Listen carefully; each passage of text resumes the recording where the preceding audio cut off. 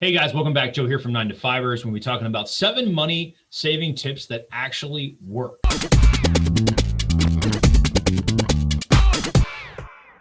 Now, I look at money saving a lot like I look at diets. You know, people at the beginning of the year, if they've spent too much money on the holidays, Christmas, Thanksgiving, Hanukkah, all those holidays, it seems like we just spend right at the end of the year. And then those credit card bills start rolling in January, and our waistlines are a lot bigger. A lot of times people are like, I'm going on a financial diet and I'm going on a health diet. And that sounds great, that you're going to take charge of your life. But unfortunately, a lot of that doesn't really work because you're cutting out the meat of your life versus just the fat. And what I mean by that is that budgets don't really work. Diets don't really work. You need to, when it comes to health and finances, it has to be a lifestyle change. That's what it needs to be. So we're going to talk today a little bit about 7 money saving tips that actually work.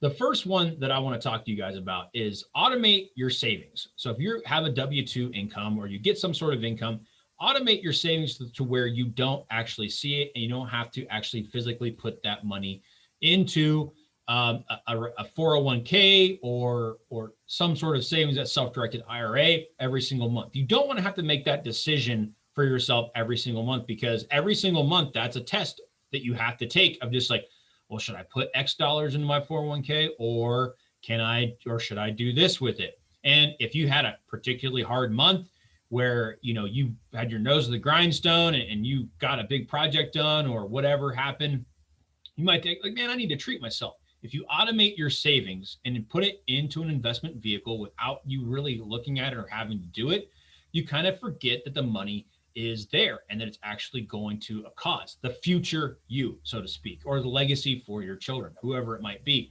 So automate your savings, set it, and I don't want to say forget it, but kind of look at it every once in a while, adjust it up. Obviously, you want to try to adjust it up if you possibly can, but automate it so you're not making that decision every single month. Second is high yield savings accounts. Yes, they actually do exist. It's where you're putting your money into an account where it's basically a money market account. And a money market account is something where you're putting your money and you're buying very, very, very short-term debt. And people are paying you extremely low interest rate for that debt. It could be a couple percentage points, not really that great, not really that amazing, but most savings accounts nowadays don't really pay any interest whatsoever. I think my savings account pays 0.01%. And when I get my statement every month, that literally equates to a penny. And I think that they have to round up just to give me something. And because if they don't give me a penny, then technically they're not giving me any interest. So there are high yield savings accounts out there. And you're probably thinking to yourself, well, 1-2%, that's really not that great. Yeah, I'm not arguing with you. 1 or 2% is pretty terrible return, but it's better than basically a 0% interest rate. And that money that's in a savings account really isn't there for investment purposes. That's more for an emergency fund, or you're saving up for something that is a bigger investment vehicle. Let's say you're trying to buy a rental property and you had to save up the down payment or the full purchase price for the property. You are putting that money into a savings account, which is going to be paying you 1-2% until you get to that point, and then you're going to put it into something bigger, which is going to pay you double-digit returns. So high yield savings accounts, they are great. They are out there. A lot of them are online. So check those out. And have your money working for you all the time. You don't want any lazy dollars laying around in your accounts. You want them all working for you as best as you possibly can get them to. So wait before you want to buy. And this is more of a mental aspect than anything else. And I would say that for me, I always try to wait maybe, I don't know, 24, 48 hours before I decide to buy something that I really, really want. And that is a want. Now, if I'm out of wall safe tape for my office, I'm going to go out and just buy it and not think twice about it. I'm just going to get the multi-pack and just be done with it. That's not really a want. A want is something that is, maybe it's a new MP3 player, or maybe I just upgraded the graphics card in my computer so I can play games on it. I've noticed that anytime that I sit back, and it might not be 24 or 48 hours, it might be a week, might be a month, whatever it is for you, just sit back and think to yourself, am I buying this just because of the thrill of buying something and getting something new, getting something sent to my house, picking something up at the store? Or am I actually going to get real long-term value out of this thing that I'm buying? Because a want is something that isn't a necessity to life or to your business to kind of keep that moving.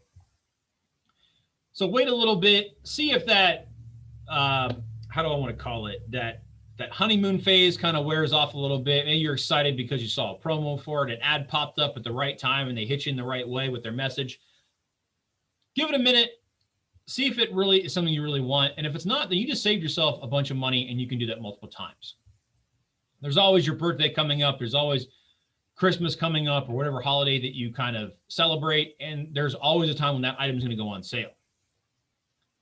Use coupons. Now, this one's kind of one where people were kind of decisive on it because, yes, time equals money and time is precious. And, clipping coupons out of an ad and walking around with a bunch of coupons in your wallet or your purse might seem like complex and annoying and daunting.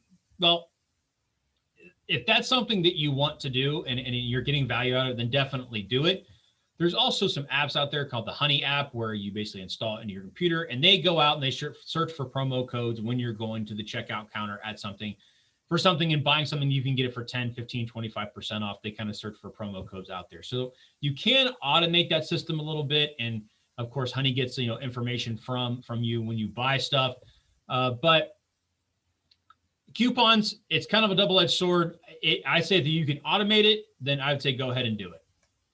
Save all of your windfalls. Now, what is a windfall? A windfall may be something you inherited from somebody, or maybe you got a prize in a raffle. Maybe the local school is doing something, and you donate $5 to a 50-50 raffle, and you actually win the raffle, or you get some sort of prize with it. Put that money into, pretend like you didn't actually win that money and put it into your investment, because that's not money that you were actually counting on getting, or a prize that you were counting on getting. That was something that just kind of happened. It was a windfall. It came out of nowhere. That is a great way to, even out the road of your life when it comes to the ups and downs. Like, that's considered an up. We always kind of hammer on the downs most of the time when you have to use your emergency fund. But if a windfall comes, if you inherit something, or you come into some money somehow, some way that you weren't expecting, a bonus from work, whatever it might be, put that money into your savings or your retirement, and maybe spend a small portion of it, because, you do need to reward yourself for all of your hard work.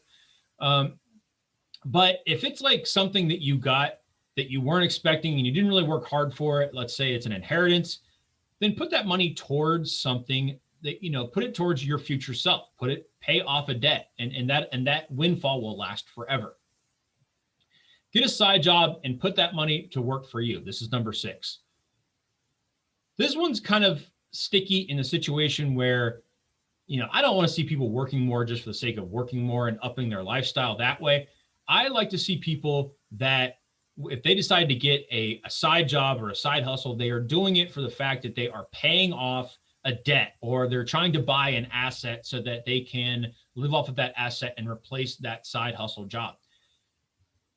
Don't get a side hustle job and all you do is just up your lifestyle. You just go out and spend more money. The reason why I'm saying don't do that is because I've done that in the past and it was dumb. If you get a side job, consider that a controlled or predictable windfall, and just put that money into an account that is going to pay off a credit card, pay off a car loan, pay off your house, or buy an asset that you really want, that's going to pay you dividends down the road. Number 7 is pay off debt, and that equals a pay raise. And the reason why I'm saying that is that I had a guy that he's a close relative of mine. We were driving in a truck. We're going out to do some work at a property. And he said, "Hey, Joe, I might be knocking on your door for some investment advice. I got some money coming in." I was like, "Oh, okay, cool." I'm I'm like, do you mind how much you got? Like me asking how much you got. And he goes, $7,500. I'm like, okay, that's a decent chunk of change. I was like, so where'd you get the money from? Like, we're pretty close, so I could ask, a little bit more personal questions. And he told me what it was. And it was basically, I think it was a tax return, or it might've been a windfall. I'm not really sure what that was, but he was getting the money, and it wasn't money that he was planning on getting. Like, it wasn't like a big job that was finally, the paycheck was finally coming in. It wasn't like something like that. So it's kind of a windfall situation. And I go, okay, well, I was like, I'm like, yeah, okay, well, I do private lending or whatever it is, or we could put the money here or there, wherever. And I talked to him. I was like, do you have any debts? And he goes, yeah, I have a truck payment. I have this, I have that. I'm like, how much do you have left on your truck payment? And he goes, I think about $8,000.